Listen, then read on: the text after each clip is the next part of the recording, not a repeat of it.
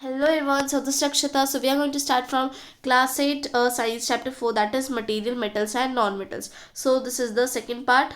We are going to study about metals and non-metals, their reaction, okay, chemical properties. So we have seen a reaction with oxygen and a reaction with water. So now we are going to start from a reaction with acid. This is the third one, third chemical property. So let us see how metal and non-metal behave with acid. So अभी देखते हैं कि metal और non-metal acid के साथ कैसे behave करते हैं. So by doing an activity, that is activity 4.6. So let's start. So warning is given: keep the mouth of a test tube away. Test tube away then from your face. तो जो test tube आप रखोगे उसको अपने मुंह से दूर रखना. Use test tube holder to hold the test tube. आपको क्या एक टेस्ट ट्यूब होल्डर आप ले सकते हो ताकि आपको test tube hold means hold नहीं करनी पड़े, तो आप उस होल्डर में डाल सकते हो. Then take samples of metals and non metals listed in table 4.5 in separate tubes and label them ABCDEF. तो आपको क्या है, सिंपल आपको मेटल और नॉन मेटल की ये लेने हैं, ये टेस्ट ट्यूब्स, ठीक है. तो इसमें आप उनको ABCDEF ऐसे नाम दे सकते हो. With the help of a dropper add 5 ml of dilute hydrochloric acid to each test tube one by one. आपको क्या करना है, हर टेस्ट ट्यूब में 5 ml डाइल्यूट हाइड्रोक्लोरिक एसिड डालते जाना है, एक के बाद एक में. Observe the reaction careful. तो आपको उसका जो रिएक्शन रहेगा वो ध्यान से देखना है. If no reaction occurs in the cold solution warm the test tube gently. अगर कोई रिएक्शन नहीं हुआ तो आपको क्या करना है, आपको उस टेस्ट ट्यूब को थोड़ा सा गर्म करना है. Bring a burning matchstick near the mouth of each test tube. गर्म कैसे करोगे, आपको एक माचिस जो है जलानी है और उसके टेस्ट ट्यूब के पास लेके आनी है. Then repeat the same activity using dilute sulfuric acid instead of dilute hydrochloric acid. तो आप मीन्स आपको यही एक्टिविटी सेम रिपीट करनी है, बट अब इससे पहले वाली एक्टिविटी में आपने डाइल्यूट हाइड्रोक्लोरिक एसिड लिया था, तभी इस एक्टिविटी में आपको डाइल्यूट सल्फरिक एसिड लेना है. सो रिकॉर्ड ये ऑब्जर्वेशन टेबल 4.5. तो ये मेटल और नॉन मेटल दिए गए हैं, उसके रिएक्शन में डाइल्यूट हाइड्रोक्लोरिक एसिड और dilute sulphuric acid. Room temperature है या वार्म है, और यहाँ पे भी रूम टेम्परेचर या वार्म है. So you have to find it out. So this is the activity. So if we move next, so that is there a difference in the way metals and non-metal react with acid. क्या कोई difference है कि non-metal ने कैसे react किया और metal ने कैसे react किया acids में. What could the pop sound in some cases be due to when a burning matchstick is brought near the mouth of a test tube. क्या कुछ केसेस में जब मैचस्टिक लेके आई टेस्ट ट्यूब के मुंह के पास, तब क्या कोई पॉप जैसी sound I. You must have found that non-metals generally do not react with acid, but metals react with acid and produce hydrogen gas that burns with a pop sound. कुछ non metal के जो non metal रहते हैं तो वो तो acid के साथ रिएक्ट नहीं करते, बट जो मेटल रहते हैं वो एसिड के साथ रिएक्ट करते हैं जब, और उनके अंदर से हाइड्रोजन गैस निकलती है. कैसे निकलती है, जब पॉप साउंड आती है ना, पॉप साउंड, तो उसी के साथ हाइड्रोजन गैस क्या है, रिलीज होती है. Then you have noticed that copper does not react with dilute hydrochloric acid even on heating, but it react with sulfuric acid. आपने देखा जो कॉपर है हाइड्रोक्लोरिक एसिड के साथ तो उसने रिएक्ट नहीं किया, बट सल्फ्यूरिक एसिड के साथ उसने ही रिएक्ट किया जब गर्म किया गया. Then this is reaction with acid. So next यहाँ पे है reaction with bases. This is the fourth chemical property we are going to study, that is reaction with bases and metals and non-metals both. So let's start it by an activity. So that is to be demonstrated by the teacher. So teacher should be present there. During the preparation of sodium hydroxide solution, care should be taken that pellets of sodium hydroxide are handled with a plastic spatula. So आपको इसमें क्या करना है, sodium hydroxide आपको solution लेना है, ठीक है. सो आपको ये प्रिपेयर कर लेना है सॉल्यूशन. फिर आपको क्या करना है, जो सोडियम हाइड्रोक्साइड है उसको आपको प्लास्टिक स्पैटुला में हैंडल करके रखना है पैलेट पे. Then prepare a fresh solution of sodium hydroxide in a test tube by dissolving 3 to 4 pellets of it in 5 ml of water. तो आपको क्या करना है, फिर आपको फ्रेश सॉल्यूशन मतलब प्रिपेयर करना है सोडियम हाइड्रोक्साइड का टेस्ट ट्यूब में, ताकि आप उसमें 3 से 4 पैलेट डाल सको और 5 ml का water. Drop a piece of aluminium foil into it. फिर आप उसके अंदर जो एल्यूमिनियम फॉइल का छोटा सा पीस आप उसके अंदर डाल सकते हो. Bring it a burning matchstick near the mouth of test tube. आप देखो जो बर्निंग मैच स्टिक है वो उसके ऊपर चिपक जाएगी, मतलब टेस्ट ट्यूब के मुंह के ऊपर चिपक जाएगी. ऑब्जर्व केयरफुली है, फिर आपको ध्यान से ऑब्जर्व करना है. सो what does the pop sound indicate? तो pop sound हमें क्या बताती है? As before, the pop sound indicates the presence of hydrogen gas. pop sound हमें बताती है कि हाइड्रोजन गैस रिलीज हो रही है, मीन्स हाइड्रोजन गैस क्या है, प्रेजेंट है वहाँ पे. Metals react with sodium hydroxide to produce a hydrogen gas. तो मेटल जब सोडियम हाइड्रोक्साइड के साथ रिएक्ट करते हैं, मतलब metal plus sodium hydroxide, what does it give? It gives hydrogen gas. Reaction of non metal with basis are complex. तो जो non metal के मतलब जो रिएक्शन विद बेसिस जहाँ हम करते हैं नॉन मेटल के साथ, सो क्या होते हैं, कॉम्प्लेक्स होते हैं बहुत ज़्यादा. ओके, सो ये 4 केमिकल प्रॉपर्टीज ही which we have read. Okay, so then यहाँ पे नेक्स्ट स्टार्ट होता है. Next topic is displacement reaction. ये नेक्स्ट प्रॉपर्टी है, I hope. Yeah, this is the next property, displacement reaction. So recall the activity of the reaction between copper sulfate and iron. तो आपको recall करनी है कि जब आपने कॉपर सल्फेट और आयरन के साथ जब रिएक्शन किया था, so that you perform in class 7, जो आपने क्लास 7 में किया था. Let us observe some more reaction of that kind. So ऐसे सेम रिएक्शन हम और देखते हैं. So by activity 4.8. So let's do this. So here it is said that take 500 ml beakers and label them A B C D E. तो आपको ये ऐसे 100 ml के beakers लेने हैं एक एक में, फिर आपको उनको A B C D E नाम देना है. Take about 50 ml of water in each beaker. हर बीकर में आपको 50 ml वाटर लेना है. Dissolve in each beaker tea spoonful of each substances indicated in figure 4.6a. तो आपको क्या करना है, हर बीकर में आपको एक एक टी स्पूनफुल डालनी है, जैसे 4.6a में किया गया है. So wait, 4.6 figure A. Yes, so here it is 4.68. So like this आपको ऐसे करना है. Then keep the beaker undisturbed for some time. फिर आपको डिस्टर्ब नहीं करना, उसको एक जगह अनडिस्टर्ब आपको रख देना है कुछ टाइम के लिए. Record your observation in your notebook. So you have to record the observation, that what do you observe. So ऐसा आपने बीकर ले लिए. देन आफ्टर दैट फिर क्या करना है, इन दिस बी या 4.6b में लिखा हुआ है copper sulphate plus zinc granule. Okay, तो ऐसे बीकर थे और हम लोगों ने उनमें क्या सब ये सब ऐड किया, तो उनका सी बीकर आर लाइक दिस. ठीक है, ऐसे थे. अभी हम लोगों ने कुछ ऐड किया, मीन्स ऐड उसके अंदर कुछ और एसिडिक की, तो वो ऐसे बन गए, इन कलर्स में चेंज हो गए. सो लेट्स सी दैट क्या क्या ऐड किया. सो बीकर है copper sulphate plus zinc. Copper और सल्फेट और जिंक ग्रैन्यूल ऐड कर दी. पहले तो ब्लू कलर में था, बट बाद में कैसे चेंज हो गया, डार्क ग्रीन में. नेक्स्ट है copper sulphate and iron. Copper beaker B, वो भी ब्लू में था, स्काई ब्लू कलर में था कॉपर सल्फेट और आयरन. फिर वो किस में चेंज हो गया, ग्रीन कलर में, और क्या बन गया, आयरन सल्फेट. नेक्स्ट है zinc sulphate plus copper turnings. ठीक है, zinc sulphate plus copper turning B. तो पहले भी वाइट था और फिर बाद में वाइट है, मीन्स नो रिएक्शन. ठीक है, कोई भी रिएक्शन नहीं हुआ. देन डी में क्या है, iron sulphate and copper turning. अभी आयरन सल्फेट और कॉपर टर्निंग को आयरन सल्फेट में कॉपर ऐड किया, तो पहले भी थोड़ा ऐसा कलर था येलो टाइप और बाद में भी येलो टाइप ही है, means here also no reaction. C और डी में कोई रिएक्शन नहीं है. अभी लेट सी ई का.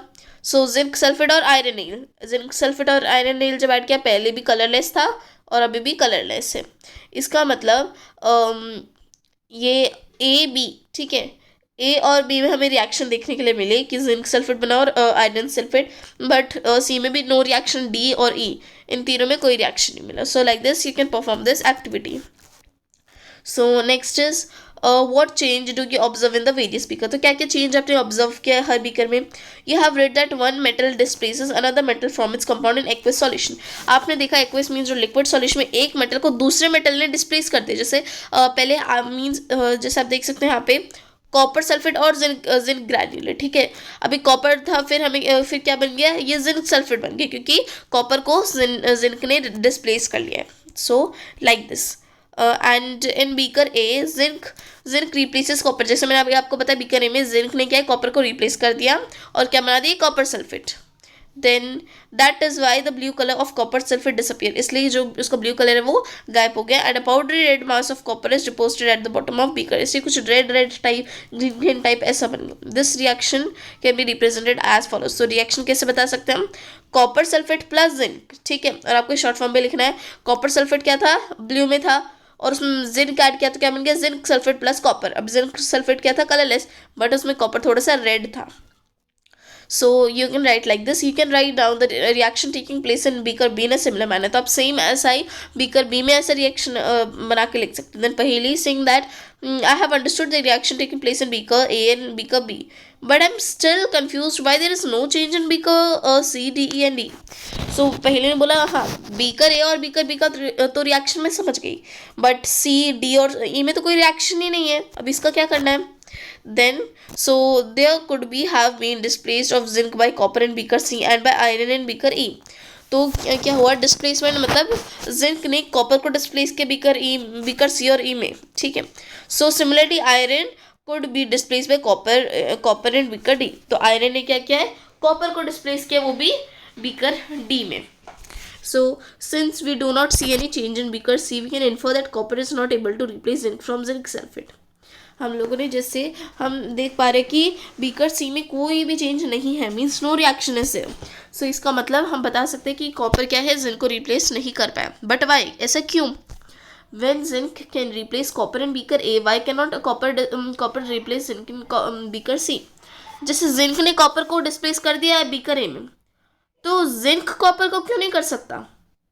So remember that science is not arbitrary. आपको रिमेंबर करना है साइंस क्या है, आर्बिटरी नहीं है. मीन्स उसमें साइंस में अपने आप से नहीं बना सकते कि ये कैसे क्या होगा, कौन से कलर में चेंज होगा, क्योंकि उसमें हर चीज़ में साइंस एक साइंटिफिक रीज़न चाहिए होता है. And that is arbitrary. It follows definite rule based on fact. So fact के हिसाब से उसके रूल्स बनाए जाते हैं. Then and the rules here is that zinc is more reactive than copper and iron. तो यहाँ पे जो रूल्स क्या है, जिंक क्या है, ज़्यादा रिएक्टिव है कॉपर और आयरन से. Zinc is more reactive than copper and iron. Okay. So after that, a more reactive metal can replace a less reactive metal. एक ज़्यादा reactive metal वाला कम reactive metal को replace कर सकता है, but a less reactive cannot replace a more reactive. But जो कम reactive रहेगा वो थोड़ा ना ज़्यादा reactive को करेगा replace. Now you can understand why there are no displacement reaction in beaker D and E also. अभी आप समझ सकते हो beaker D और E में displacement reaction क्यों नहीं है. Can you guess the sequence of metals from more reactive to less reactive among zinc, iron and copper? क्या आप गेस कर सकते हो? मीन्स इनका सीक्वेंस क्या है? जिंक रिएक्टिव है सबसे ज़्यादा, फिर आयरन है या कॉपर है या आयरन, बट जिंक क्या है, सबसे ज़्यादा रिएक्टिव है. Then uses of metals and non metals. अभी इनके यूजेस क्या है? So let's see this. You should be able to guess why metals are used in making machinery. आप गेस कर सकते हो कि मेटल मशीनरी बनाने में क्यों काम आते हैं. Automobiles, aeroplane, train, satellite, industrial gadget, cooking utensils, water bottles etcetera, इन चीज़ों में क्यों काम आते हैं. You are also family with the uses of non metal. आपको ये भी पता है नॉन मेटल के यूजेस है क्या. Here are some interesting one. तो इधर कुछ इंटरेस्टिंग वगैरह लिखे हुए हैं fact, and we are sure that you will guess them right. I am sure that कि आप इनको राइट गेस कर लोगे. ठीक है. So let's start.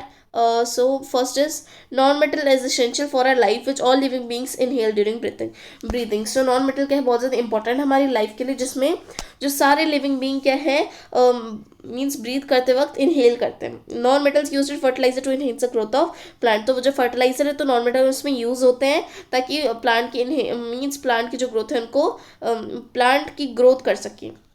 So non metal use in water purification process. Water को प्योरीफाई करने में भी काम आते हैं. Non metal use in the purple coloured solution which is applied on wounds as an antiseptic. और नॉन मेटल्स तभी use आते हैं जब मीन्स जब हमें जैसे चोट लग जाए, वॉन्ड हो जाए वहाँ पे, तो एक पर्पल कलर की एंटीसेप्टिक आती है, तो उसमें भी नॉन मेटल यूज होते हैं. And non metal use in crackers में भी यूज होते हैं. You may add some more uses of metals and non metals from your experience. आप शायद और भी यूजेस बता सकते हो इसके मेटल्स और नॉन मेटल्स के. सो these are the uses. So if we move next, so पहली saying that I heard that magnesium is found in plants. In what form is it found in them? मैंने सुना था जो magnesium वो तो plants में मिलता है. अब भी कैसे मिलता है?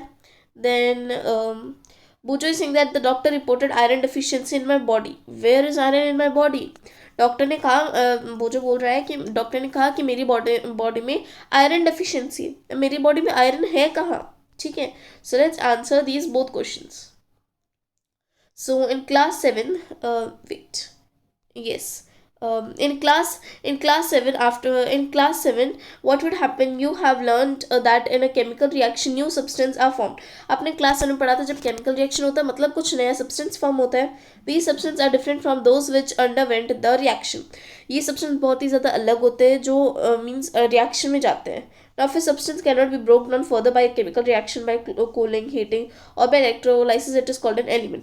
अगर कोई भी सब्सटेंस ब्रेक डाउन होता ही नहीं, चाहे उसको गर्म कर लो, चाहे उसको ठंडा कर लो, या फिर इलेक्ट्रोलाइसिस की प्रोसेस से भी कर लो, तो उसे हम एलिमेंट कहते हैं. Sulphur is an element. Sulphur क्या एक एलिमेंट है. सो इज आयरन, इसलिए iron.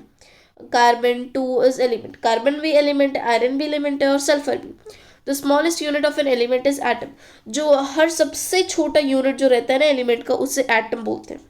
A sample of an element contains one kind of atom. Her sample में, ठीक है, हर एग्जाम्पल में एक टाइप का एटम तो होता ही है. The atom of an element remains unaffected by physical changes in the element.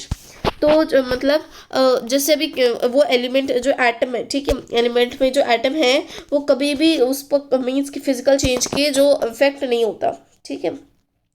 Then for example an atom of liquid sulfur would be exactly same as the atom of solid or vapor sulfur. जो liquid sulfur का जो atom है और solid और या फिर vapor sulfur का जो atom है बहुत ही ज़्यादा सेम होगी, उसमें तो कोई चेंज ही नहीं रहेगा. Although we have an infinite variety of substance in the universe, the number of element forming these substances is limited. मतलब हमारे यूनिवर्स में बहुत सारे अलग अलग सब्सटेंस हैं अभी जिनके मीन्स ये सब लिमिटेड है. जो नंबर ऑफ एलिमेंट है ये तो लिमिटेड है. There are no more than 94 natural occurring element. 94 क्या है, ये नेचुरल ऑकरिंग एलिमेंट्स है. ठीक है, इससे ज़्यादा नहीं है. An important classification of an element is in terms of metal और नॉन मेटल. अभी एलिमेंट जो एलिमेंट है इसकी सबसे मेन टर्म क्या है, मेन क्लासिफिकेशन क्या है, मेटल और नॉन मेटल. ये भी 2 टाइप्स के हैं. Most of the elements are metal. ज़्यादातर एलिमेंट क्या है, मेटल रहते हैं. And the remaining are either non metal और मेटलॉइड्स. बहुत ज़्यादातर जो एलिमेंट रहते हैं मेटल होते हैं, बट जो बच्चे कुछ होते हैं, ठीक है, मेटल से दूसरे वो होते हैं नॉन मेटल और metalloids. So metalloids possesses character of both metals and non metal. So अभी मेटलॉइड क्या आता है, METALLOIDS. So these are metalloids. Metalloids क्या होता है, इनके पास क्या है, मेटल्स और नॉन मेटल दोनों टाइप की कैरेक्टरिस्टिक होती है. मेटल की भी होती है, non metal. So here we have finished this chapter. I hope you understood what I taught. So this is a part 2. So thank you so much for watching this video. Bye guys.